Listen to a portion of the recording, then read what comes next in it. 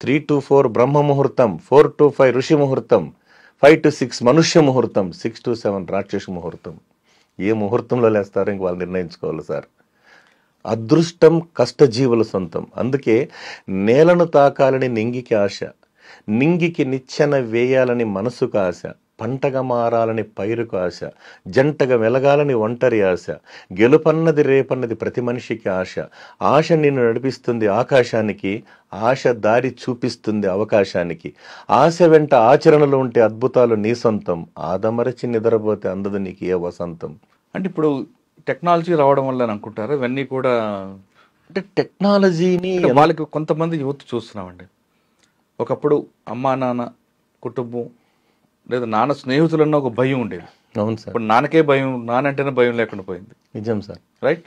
రెండో విషయం, ఇంటికి రావాలి, ఇంటికి వచ్చి ఇంట్లో అమ్మ పెట్టింది తినాలి అన్న రూల్ ఉంటుంది. ఇప్పుడు అమ్మ చేతి కాదు కదా, కుటుంబ చేతి వంటే కాదు, ఇప్పుడు అంతా కూడా ఫాస్ట్ ఫుడ్. అంటే కాలానికి అనుగుణంగా మారుతున్నారు అనుకోవాలా, లేదా పాశ్చాత్య సంస్కృతిని అలవాటు పరుచుకుని అనుకోవాలా, లేదా పాశ్చాత్య సంస్కృతిలో ఆ సంస్కృతిని అంటే విశ్వ సంస్కృతి నేర్చుకుంటున్నారు, కానీ వాళ్ళు ఎలాగ డెవలప్ అయ్యారనే విషయాన్ని ఎందుకు వీళ్ళు అర్థం చేసుకోవట్లేదు?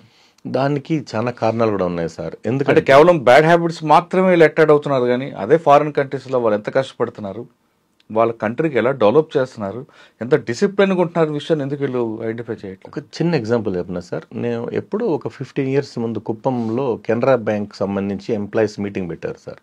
ఆయన ఓ మాట అన్నాడు, 2వ ప్రపంచ యుద్ధంలో సర్వనాశనమైన జపాన్ వాళ్ళు మళ్ళా కూడా తొందరగా వరల్డ్లో నెంబర్ 1 అయ్యారంటే కారణం ఒకటి ఉంది, వాళ్ళు ముగ్గురు దగ్గర నమ్మకం పోగొట్టుకోలేదన్నారు సార్.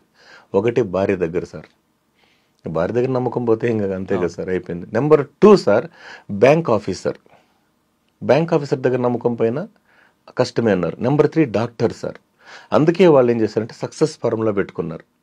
రెండోది ఇంకోటి ఏమంటే సార్, వాళ్ళు ఏం చేస్తారంటే ప్రతి నిమిషం కూడా పనిని ప్రేమించేవాడు ఎప్పుడు బాగా గొప్పగానే ఉంటాడు సార్. ఆ పని కూడా ఇష్టంగా చేయాలి ఎవడైనా కూడా.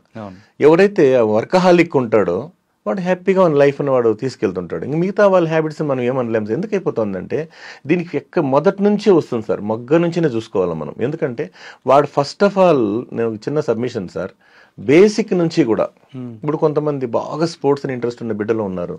నెంబర్ 2 సార్, ఫిజికల్ ఫిట్నెస్ లేకపోవడం. యూత్ అనే విషయానికి వస్తే సార్, వై అంటే ఎప్పుడు, ఓ అంటే ఓడిపోకుండా, యు అంటే ఉండాలని, టీ అంటే థింక్ చేస్తూ, హెచ్ అంటే హ్యాట్స్ ఆఫ్ అనిపించుకునేవాడే సార్ యూత్. ఎందుకంటే సార్ అంటే యువశక్తి ముందు అనుశక్తి కూడా తక్కువే సార్. యువశక్తి ముందు అనుశక్తి కూడా తక్కువే. ఎందుకంటే యవ్వనం అనేది జీవిత సారాన్ని పిండుకోవలసిన సమయం.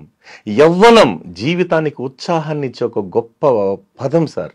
అందుకే మై డియర్ యూత్, మీరే దేశానికి దిక్కు, మీ మీదే జనం లుక్కు, మీరుండడం మీ ప్రజల లక్కున అన్నాను. కరెక్టే అండి. ఎందుకంటే ఒక దేశం అభివృద్ధి చెందాలంటే ఖచ్చితంగా యూత్ ఉండాలి. అవును సార్. వాళ్ళ యొక్క కష్టం మీద దేశం ముందుకు వెళ్తుంది. ఇప్పుడు వాడు ఎవరు కష్టపడే మనస్తత్వం పోయారు, అంత విలాసాలకి, డ్రగ్స్ కి, దీనికి వీటికి ఎక్కువగా వాళ్ళు మొదలు చూపిస్తున్నారు తప్ప కష్టపడాలి, మనం ఒక మంచి ప్రొడక్ట్ అవ్వాలి అనే ఆలోచన రావట్లేదు. ఒక బలమైన నిజం సార్, మీరు చెప్పింది వాస్తవం. అంటే నా పరిధిని మించి నేను మాట్లాడకూడదు కాబట్టి నేను దయచేసి చెప్తున్నా, అదృష్టం కష్టజీవుల సొంతం అన్నారు సార్.